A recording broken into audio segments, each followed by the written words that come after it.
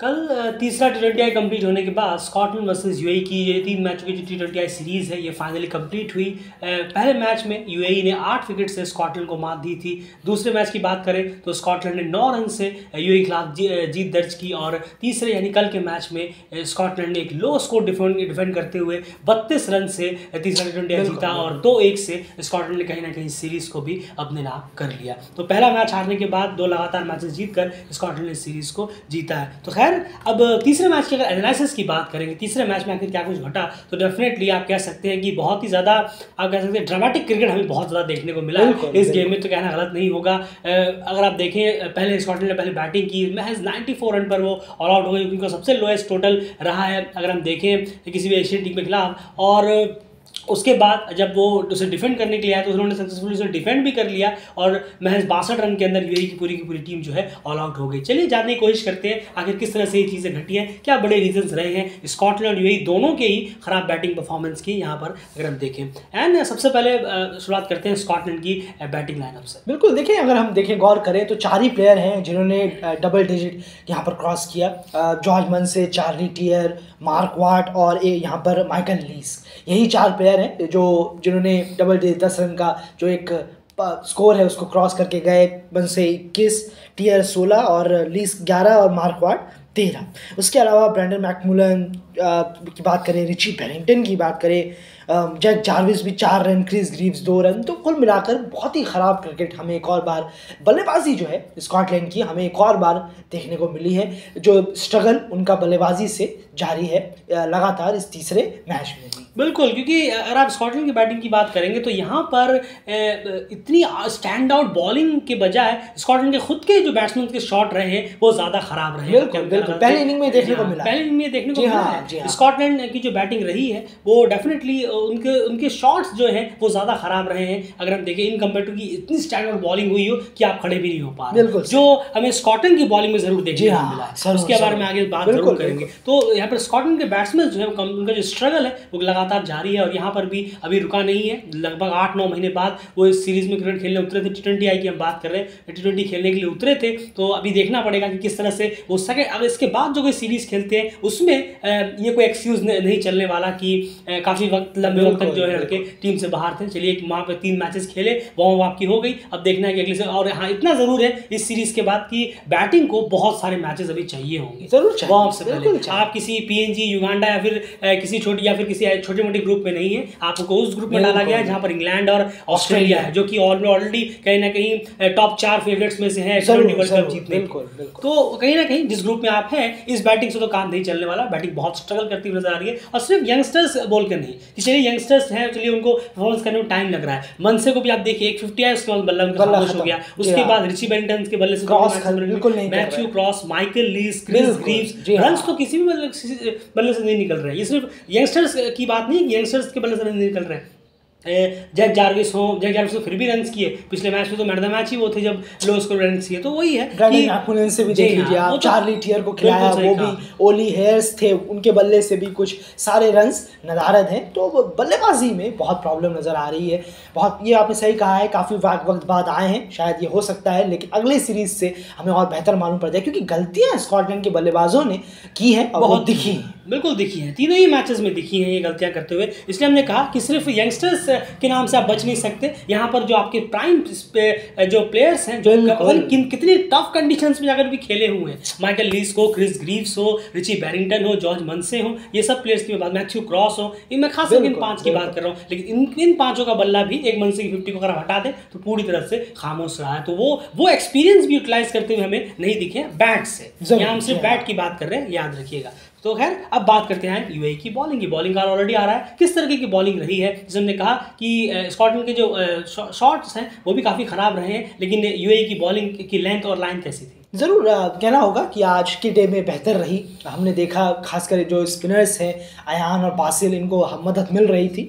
Spell भी अच्छे कराए हैं अयान ने, फिर से लगातार इस सीरीज़ में वो काफ़ी अच्छे गए। 4 ओवर में 14 रन 3 विकेट। फिर बासिल हमीद ने भी 2 विकेट निकाले 4 ओवर में 14 रन 2 विकेट। आकिफ रजा का बहुत अच्छा डे रहा, उनके लिए भी बेहतरीन रहा। उन्होंने 4 ओवर में 1 बैटिंग 11 रन 2 विकेट। ओमिद का डेब्यू था, उनको भी यहाँ पर विकेट्स मिले हैं। तो ज़रूर यहाँ पर कुछ बॉलें स्ट्रगल ज़रूर कराया, कुछ बॉलें बॉडी से बाहर भी रखी, स्टंप लाइन में भी रखी पेसर्स ने। कुछ बेहतर हमें दिखा कि हाँ चलिए इस मैच से इस मैच में थोड़ा सा जो हम पूरी तारीफ नहीं करेंगे कि हाँ पूरी तारीफ करने में लगे हैं, पर स्पिनर्स की तारीफ ज़रूर बनेगी।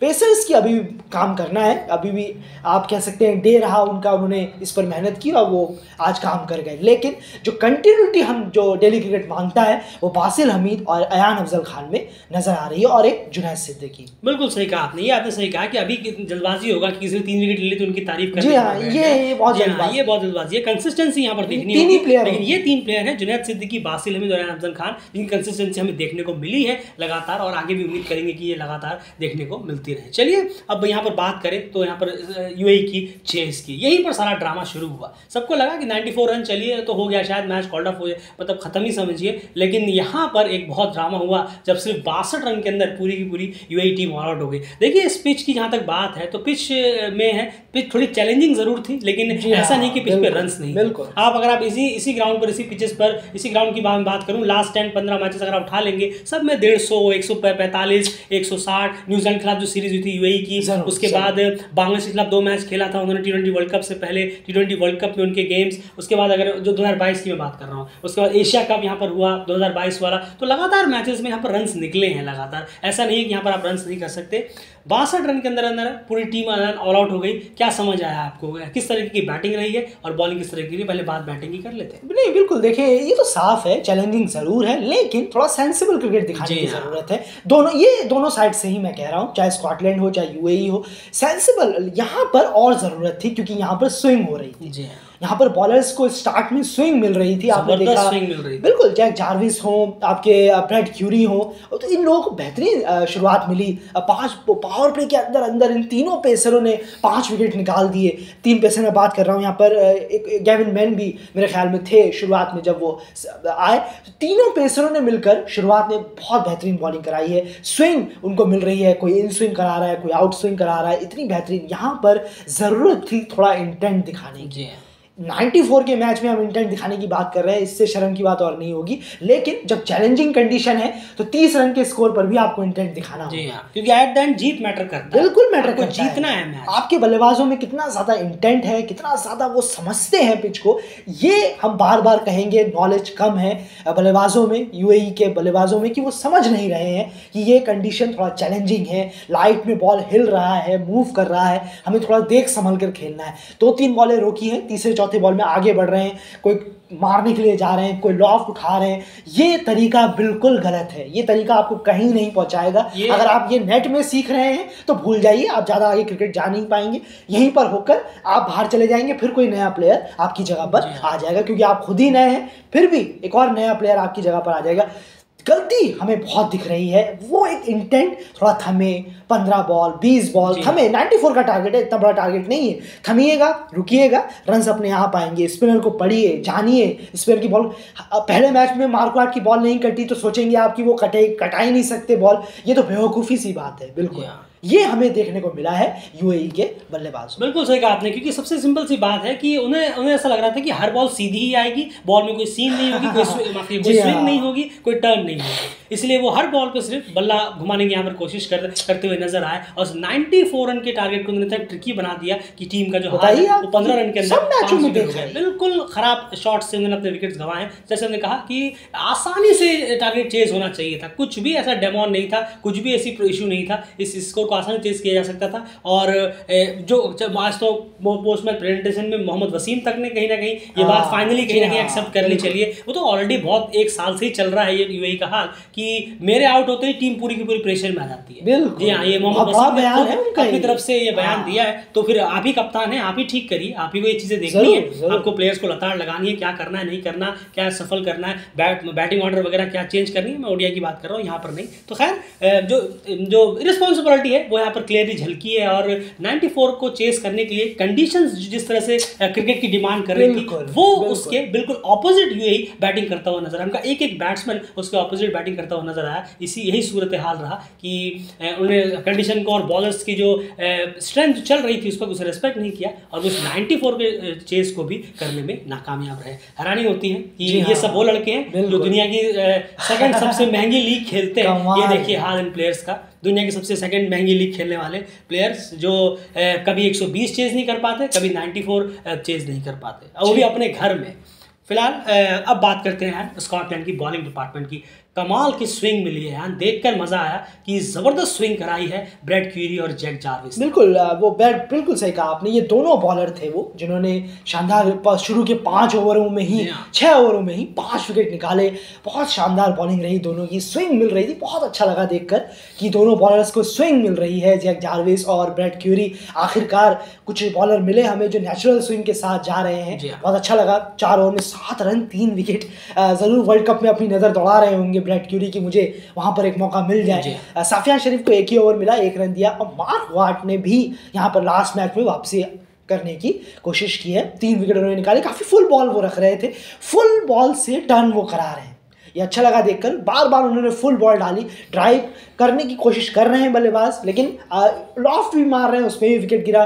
कुछ इस मिडिल में डाली, ऑफ स्टंप उड़ा है एक बल्लेबाज का, वहीं पर फुल बॉल से उन्होंने कटाई है बॉलिंग। बहुत अच्छी रही उनकी। आखिरकार 2 मैच बाद बड़े प्लेयर हैं, समझ जाते हैं कि किस लाइन में किस टप्पे में बॉल रखने से बॉल थोड़ी टर्न होगी। बहुत बेहतरीन सीखे मार्क वाट भी, और नए बॉल से जैक जार्विस और ब्रैड क्यूरी भी बहुत शानदार बॉलिंग रही। बिल्कुल, सिर्फ इस मैच की बात नहीं है। अगर आपने ब्रैड क्यूरी को नोटिस किया है तो वर्ल्ड कप T20 राउंड चल रहा था, वहां पर भी उनकी नई बॉल से एक जबरदस्त नेचुरल स्विंग को पकड़ रहे थे मैचेस में, और यहाँ पर भी पूरे T20 मैचेस में यही कंसिस्टेंसी में देखने को मिली है। तो डेफिनेटली एक नेचुरल स्विंग बॉलर है ब्रैड क्यूरी, इसमें कोई दोहराए नहीं है। खैर, और जबकि अभी उतने कंडीशंस उस तरह की आई नहीं है। जब वो अपने घर में खेलते हुए नजर आएंगे तो पता नहीं कितनी स्विंग होती हुई नजर आएगी, लेकिन इन कंडीशंस में करा रहे हैं तो डेफिनेटली हमें बहुत ज्यादा उम्मीद है कि फास्ट पिचेस पे और खतरनाक होते हुए नजर आ सकते हैं। लेकिन बीच का जो फेस है आप देख रहे होंगे, मार्क वाट ने जो 3 विकेट लिए वो देखिए आप कितने क्रूशियल विकेट्स लिए।